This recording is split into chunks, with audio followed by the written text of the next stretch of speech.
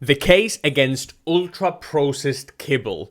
If you have been concerned for quite some time about kibble and its negative impact or potential negative impact on your dog or cat's health, today's broadcast is going to aim to break down the different processes of ultra processed kibble and how it might affect your furry companion. So let's just dive straight right into it and specify what are ultra processed foods or ultra processed kibble. Kibble is, or biscuits, as some people call them here in the UK, are these brown pellets, and there is a huge disparity in quality, in price, and different manufacturers will say different things. Grain-free, grains are great, hypoallergenic, they will say vegan, they will say plant-based, they will say insect, they will say whatever they want. There's a huge disparity between manufacturers, but at the end of the day, they are all ultra-processed and preserved. So, ultra-processed foods are products that go through several manufacturing stages and contain different ingredients in those industrial processes. We have things like additives and preservatives, flavor enhancers, and artificial coloring. For dogs, the most common ultra-processed food is kibble, as we are discussing here today, which is then cooked at high temperatures, dried and shaped into small pellet-like pieces in a process called extrusion, actually. So kibble is made by combining meat byproducts, so things that we don't want. We might love actually chicken breast, but we aren't going to put chicken breast in the dog's food because that would make the dog's food really, really expensive. So we are going to put chicken beaks and chicken feet and chicken carcass and all that sort of stuff, and then we are going to ground it up, combine it with other ingredients like grains, like other ingredients, maybe dough, maybe wheat gluten, maybe cereals, maybe potato, maybe peas, maybe fruits, maybe vegetables, whatever the case might be. And these are shaped into brown kibble.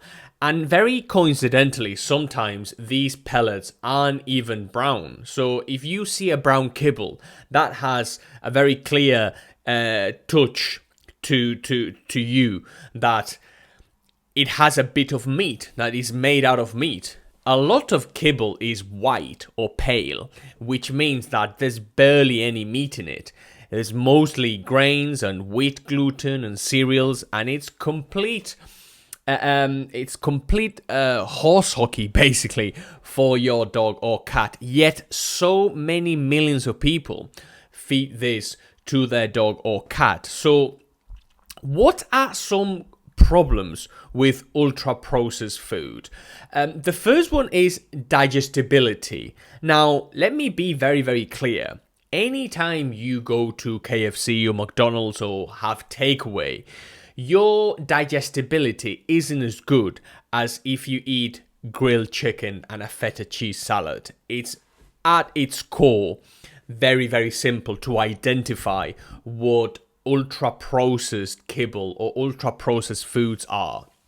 So we are talking about low quality ingredients. We are talking about ingredients that are subpar meat byproducts. In the case of kibble, you see a lot of meat and animal derivatives, you see a lot of meat meals, for example, and these can include parts of animals that are less nutritious or undesirable and harder to digest, such as beaks, feathers, and entrails. Very, very interestingly, one of the main veterinary prescription diets uses chicken feathers, chicken feather hydrolysate. And what is the nutritional value of chicken feathers? In my opinion, it's minimal, if not zero. So this is the sort of stuff that companies try to sell you, right? Fillers then, like corn and wheat, are also commonly used, which aren't as digestible or nutritious as maybe vegetables or fruit or leaner cuts of meat, for example. And again, different manufacturers are going to use several different ingredients. We then get into the additives and preservatives, and we put chemical additives and preservatives, and these can disrupt your furry friend's digestive system. Kibble can be processed and put on a shelf for a very, very long period of time, and this has incredibly bad effects on anyone's diet. I mean, think about it. If you have something nutritious, like an apple or like a piece of raw chicken, and you leave them in the windowsill for 2-3 days, you will attract a lot of bugs, and that food will decay very, very quickly. Whereas if you buy some doughy sliced bread, for example, you put it on the shelf for 2 weeks, and the bread might be okay for another month or so. And so what makes these foods last so long? And these are all the preservatives and all the additives, all the E numbers. I mean, if you are watching this from America astounds me when it comes to pet food, for example, because your ingredients lists are so huge that they're quite concerning, really. If you want to eat chicken breast, there's one ingredient, chicken breast. But a chicken-based kibble will have maybe 50 ingredients, maybe 30, I don't know. But it's a lot. Here in the UK, we have fewer ingredients, even though sometimes we put a lot of rubbish in them. I mean, imagine as a person eating out of a bag forever, and you thinking this is complete and balanced and it's everything your dog will ever need. So think about this for a moment. Something you put in a bag, it's put on a shelf, it can last up to 6 months, maybe a year, maybe 2 years. And that is complete and balanced, and that is all the nutrition your dog or cat is ever going to need. And that is it, basically. You give your dog these brown pellets, and off they go. It doesn't register very well whenever you put it like this. We then get into palatability and overeating, and this is a huge pet peeve of mine, and this is something that if you haven't watched us before, this is something you have to be aware of. The amount of sugar, straight sugar, is prevalent in pet food is ridiculous. I mean, sugar, we have dextrose, we have caramelized stuff, we have caramel in pet food. The amount of sugar, syrup, the amount of straight sugar that there is in pet food is incredible. So in order to make kibble a bit more appealing, manufacturers add flavors, such as maybe animal digest, which is a concentrated flavoring, and it's not the best. Again, it's another enhancer, and the palatability is something that, especially in cat food, can be quite prevalent. I mean, the amount of cat foods here in the UK that contain sugar is pretty much every single commercial cat food, and that is, in my opinion, a travesty. Cereals and sugar, cereals and sugar, cereals and sugar. And so that's not very good, is it? We then get into the high calorie content of kibble and how hard it is to know how much you are giving your dog or cat. Ultra processed kibble are very usually high in calories due to the presence of fats and sugar, and these being combined. And these are combined to enhance the flavor and texture. And this high caloric content can really contribute to obesity, and especially if the dog is not very active or they are getting on a little bit. And that leads to a lot of empty calories. The calories in kibble often come from sources that lack in energy and nutrition. Like rice, I mean, how much rice are you going to put in kibble? How much wheat or barley are you going to put in kibble?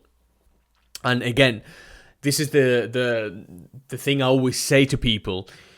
If you eat pasta, and this is relevant for dogs with pancreatitis or with low-fat diets or whatever, if you eat pasta 5 times a day, pasta has very low fat content in it.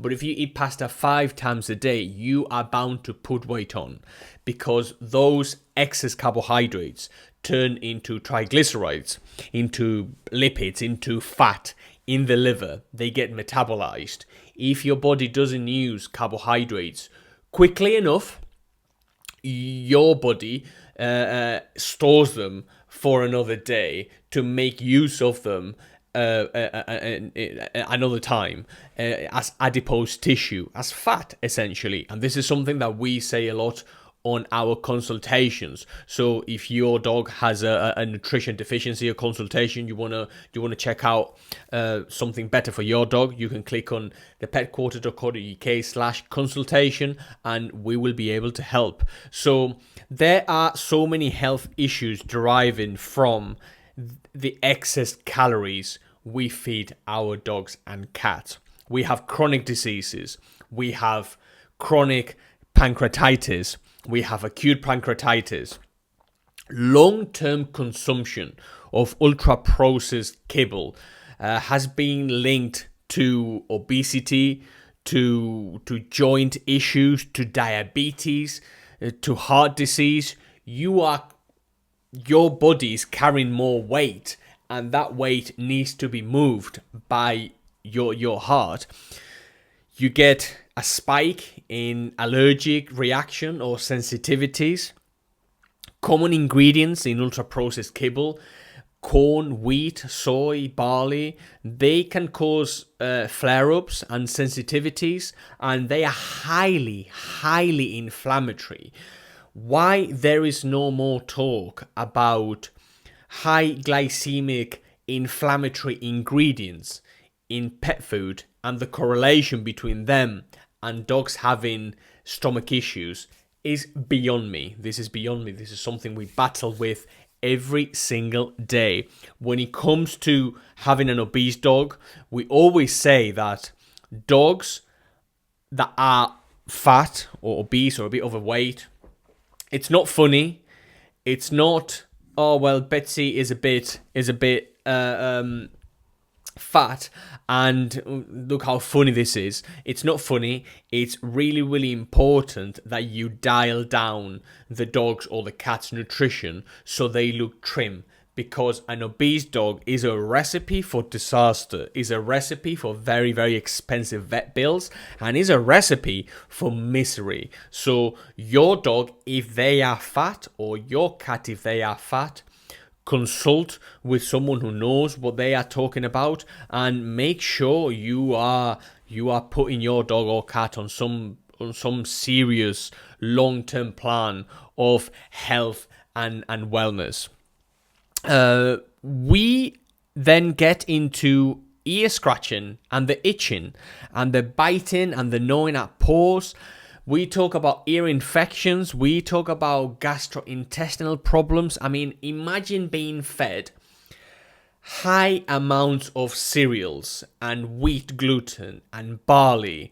I'm talking 50, 60, 70, 80% of your diet being corn or wheat or barley as a carnivorous animal, like a dog, or a straight carnivore as a cat, and being fed cereals and something that you cannot digest very well, and you get fed this food twice a day for 5 years, for 7 years, for 9 years, forever, and then your dog or cat has sloppy stools and they have gastrointestinal problems, they have allergic flare-ups, sensitivities, the liver maybe doesn't metabolize things properly, and I cannot for the life of me understand why people do not make the correlation causation between gastrointestinal problems and the diet they provide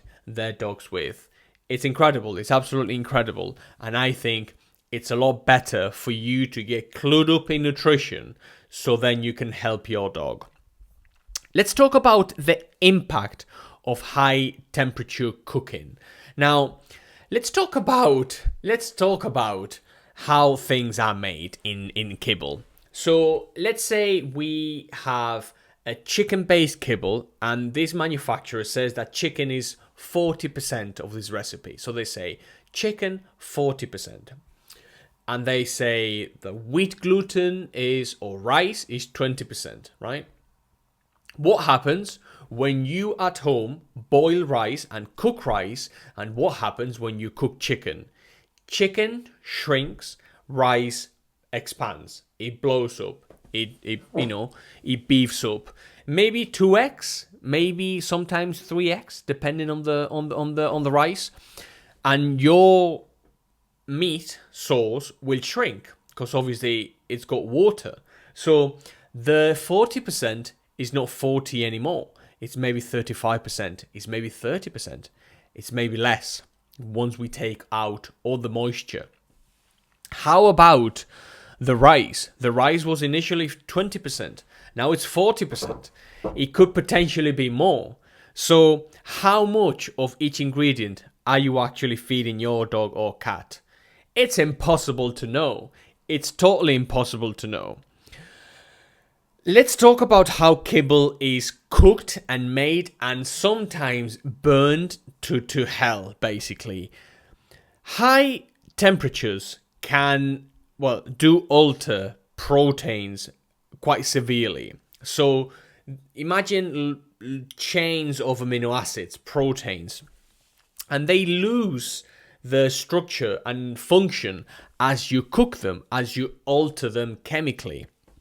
And altered proteins are less digestible and less beneficial for muscle maintenance and repair. So raw chicken is a complete protein source, but once you overcook it, once you brown it, once you go the extra mile and you fry it too much, it loses some of its nutritional value. And this is normal. This is something that we know, that this is something that it makes sense, but yet we don't link it to pet food. We then get into carbohydrates, aka sugar, glucose. You need glucose, I need glucose. Everybody in the world that is, a mammal needs glucose to metabolize energy, sugar to metabolize energy. There are various different sugars and sugar sources. We have monosaccharides, we have polysaccharides, we have straight high fructose corn syrup, we have different modifications of sugar, we have honey is a source of sugar. The purer the source, the simpler the sugar, the better. The less refined the sugar, the better. So strawberries will contain sugar, but the sugar in strawberries and the sugar in caramel are two very different sugars, and we know this. And cooking carbohydrates at very high temperatures will break them down, and they will pulverize the carbohydrate. So whenever you cook wheat gluten with chicken at a very, very high temperature for a long time, these adverse effects are incredibly bad. We then get into fats, and fats can oxidize when you expose them to high heat. And this is, again, your trans fats. So if you are cooking steak with the fat, that fat, we know that even though that fat is lovely and we love it, it's not the best because that has been cooked at a very, very high temperature, just like crisps. So any of those residues of fat will be trans fats, basically. And these are the the gospel these days in chronic diseases and inflammation in us people. And these sometimes are called advanced glycation end products, AGEs. So when proteins and sugars are cooked together at very high temperatures, advanced glycation end products do form. And these compounds are linked to inflammation and aging. So the more processed someone's diet is, the more you'll see them in their face. They age faster because the quality of the food they are getting is poor.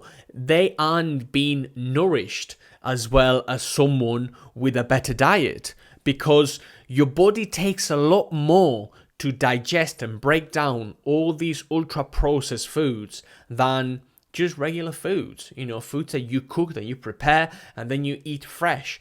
It's a non-starter, really, if you think about it. For instance, AGEs can be linked to insulin resistance. So again, your kibble, it spikes insulin levels, and your dog might become diabetic, have pancreatitis, and then you are wondering about low fat when you have been giving your dog straight sugar every single day for the past 5 years. So you get into territories that are hard to comprehend sometimes. And then you sometimes cook meat at very high temperatures, and these can be good for you. If you eat charred meats, if you overcook everything you eat, that's not good for you. That's totally not good for you. So let's make the case for fresh and whole foods and why they are better. You are going to retain more vitamins and minerals. So whole foods retain their minerals and vitamins and antioxidants a lot better. So fresh spinach and cooked spinach into a pellet combined with other stuff are two very, very different things, right? The nutrients in whole foods are a lot more available, so dogs can absorb them and utilize them more effectively. So raw meat is a lot more appropriate for a dog because they have the enzymes to break it down. They have the teeth to cut into bone. They have short intestines and gut. And they are more designed to eat in meat than anything else. If you look at it from a mouth standpoint, they eat meat a lot easier than they eat pellets. And the pellets, you have seen your dog eat pellets. You have seen your dog eat kibble. So this is not the best for your dog because your dog doesn't really feel all that comfortable with the kibble. So it's not the best, right? We then get into nutrient balance, and a lot of people will say, well, board certified vets have put together veterinary prescription diets, and this is complete imbalance, and this is everything the dog will ever have and will need. Okay, according to which vet and what company? Because this is, again, everyone these days has a vet on board, and they are all the end all be all when it comes to dog and cat nutrition, and they know best. So you better trust them because they know. But what else do we know? We know nothing. We just have to trust them. And if you don't trust them, God forbid.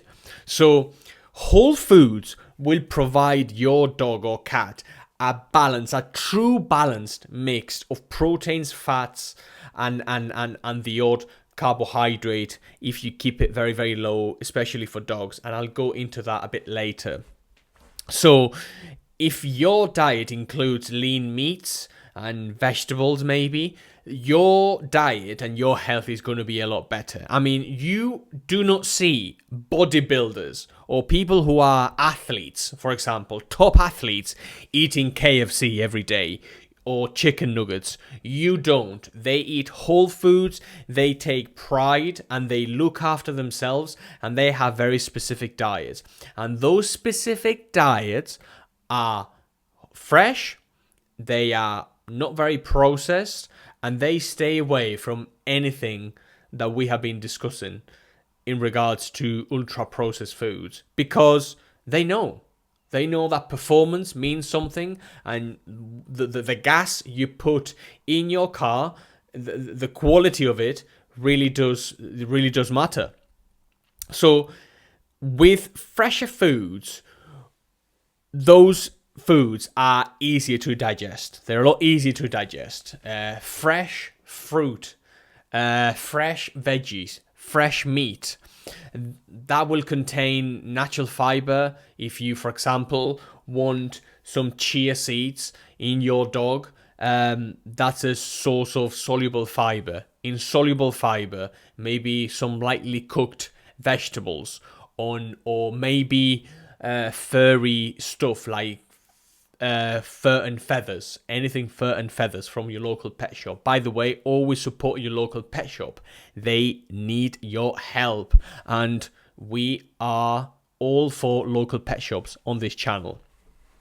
And we then get into the gut and the gut microbiome, and this is something that is always an afterthought whenever we talk about dogs and cats and their nutrition, but it's incredibly important. This is incredibly important.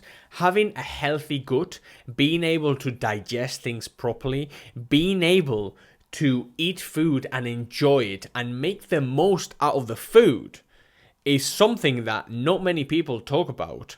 We are talking about natural fiber in the food, and that feeding yourself and your dog or cat fresh foods can promote and will definitely promote healthy good bacteria in the gut, and this will reduce the risk of any digestive issues. Think about it, right? A gut issue is an immunodeficiency. So even if your dog has atopic dermatitis or an allergy, strengthening the gut is going to have a positive impact on your dog or cat's diet. It's as simple as that. It's straight as simple as that. So your gut, your gut and your dog and cat's gut is extremely important. And then we get into the fewer fillers. Fresh foods do not contain fillers. You aren't going to find wheat gluten. You're not going to find bread if you give your dog or cat a homemade diet or a fresh diet, because I want to get into how to feed your dog or cat properly later, and there are some very, very important considerations for that.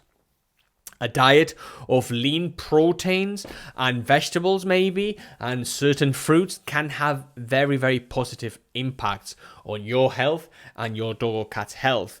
And you can control portions a lot better, leading to your dog or cat being less likely to being fat and to putting weight on. Fresh food, again, promotes better digestion, weight management, and overall well-being. You feel a lot better when you eat good. When I eat Chinese, and I had Indian takeaway the other day actually, and the Indian was incredible. It was unbelievable. It was one of my favorites really, and I had the whole shebang. But the next day I was suffering. I felt like I had a cat inside of me trying to get out. It was horrible. My stomach really, really felt it. So you do feel these things. So by choosing the right foods, you are totally making the right investment in your dog or cat's long-term health and happiness. Right, okay, so this is very, very pretty, very nice, very lovely. What are you talking about, Sam? How do I go on about feeding my dog or cat a fresh diet? Well, first of all, if you do not have the time, the resources, or do not want to tinker with fresh food or raw food, I completely understand and emphasize with you. And what you should do is you should buy the best possible kibble you can buy for your dog, and maybe add some fresh foods every week whenever you can. Maybe on a Saturday or a Sunday, you give your dog a bit of raw meat and a couple lightly cooked vegetables, and that's it. You introduce some fresh food to your dog or cat. You give your cat a bit of chicken liver, for example, or ox heart or whatever on a weekend, because you have a bit more time to spend with your cat or your dog. So you provide them with something that is completely unprocessed or minimally processed in the case of raw food, and you just give it to them, and that will be a lot better. And in the meantime, you just buy the best possible kibble you can, and you avoid any fillers, and you have so many videos on this channel regarding that. And if you're not sure, you can book a consultation, thepetquarter.co.uk/consultation. But if you are feeding a raw food or fresh food, you should not overload your dog or cat with vegetables. The amount of people who home make for their dog and do it incorrectly is incredible. And yes, I'm talking to you. Let's talk about dog nutrition first, and let's keep it very, very simple. We are going to follow the 80-10-10. And that means that 80% of the dog's diet is going to be lean meat. This is chicken breast, chicken thigh, this is beef, this is rabbit. We are going to rotate the meats, so we aren't only giving our dog the same protein every single day. We rotate. We want beef, we want pork, we want fish, we want whatever. We rotate the meats. We then go and buy some offal.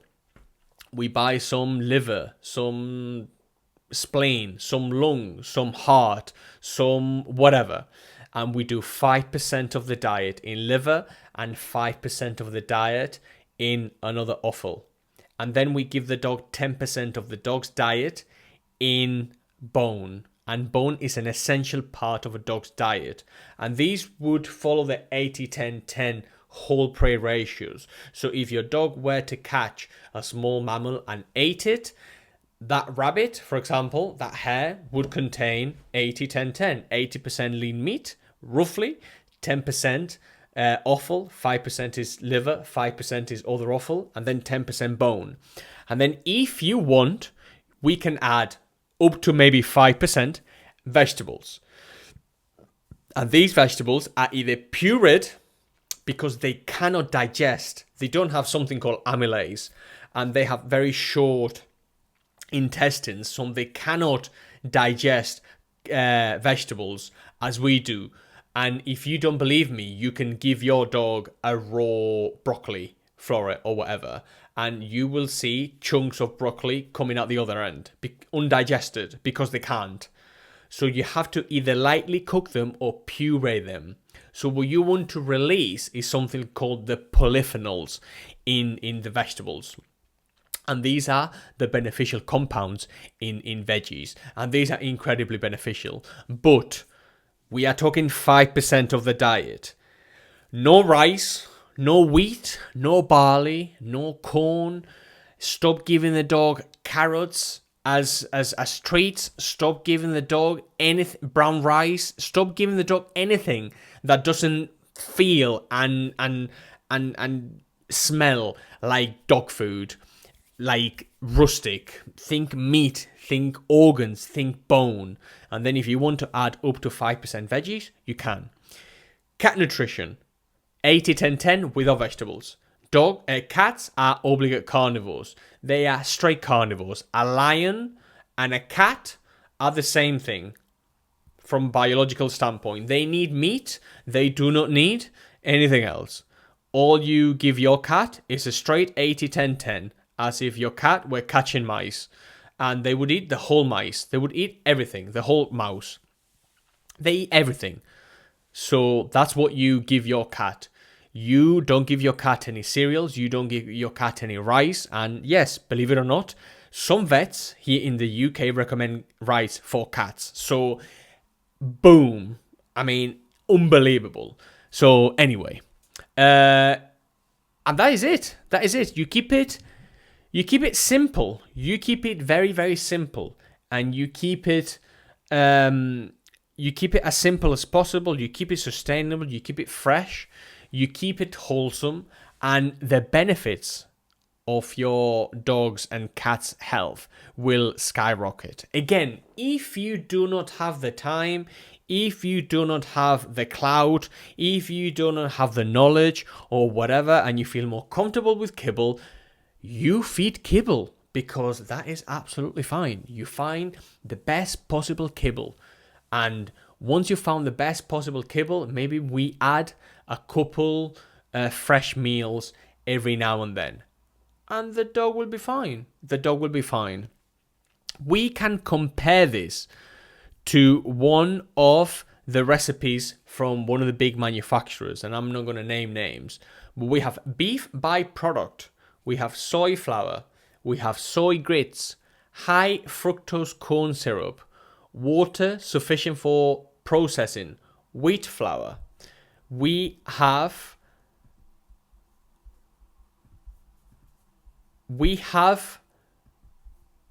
chicken byproduct. We have corn syrup.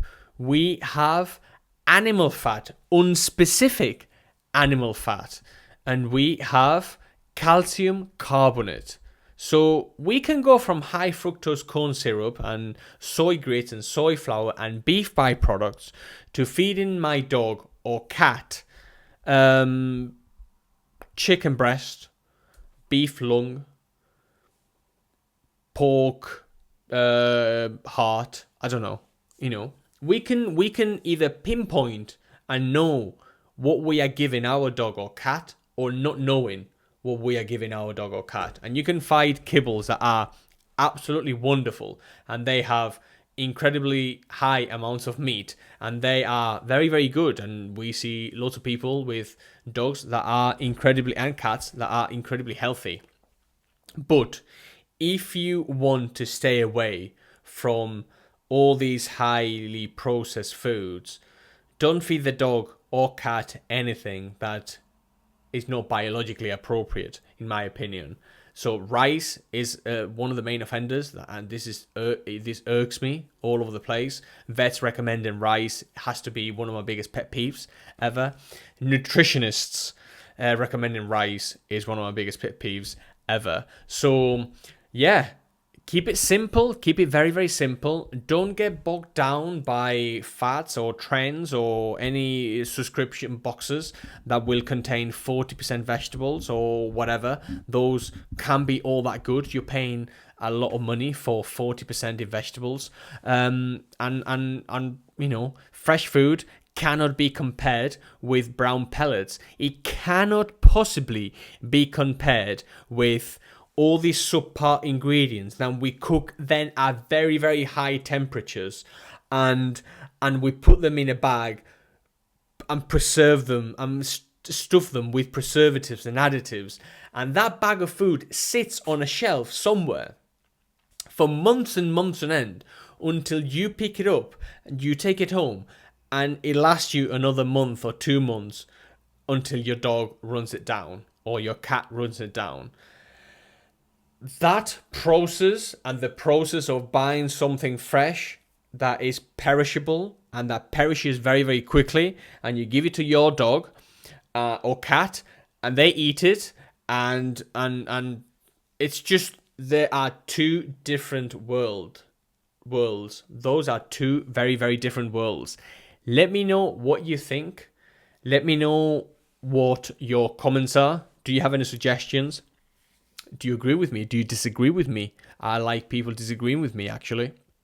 It gives me something to talk about. We do these once a week.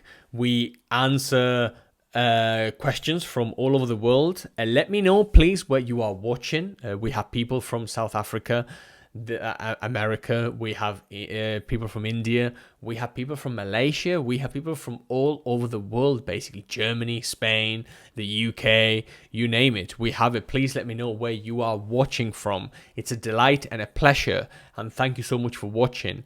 And One more thing I would like to say is that we have so much content on this page that it is very, very likely that the question you are going to ask is already on the channel, and I have made a video about it. And if I haven't, please let me know, and I can go back and make a video about it, because it is my help. It is my mission actually to help you, as we do in our branches every single day, with hundreds of dogs that come into our branches, and we help them, and off they go. We solve people's problems.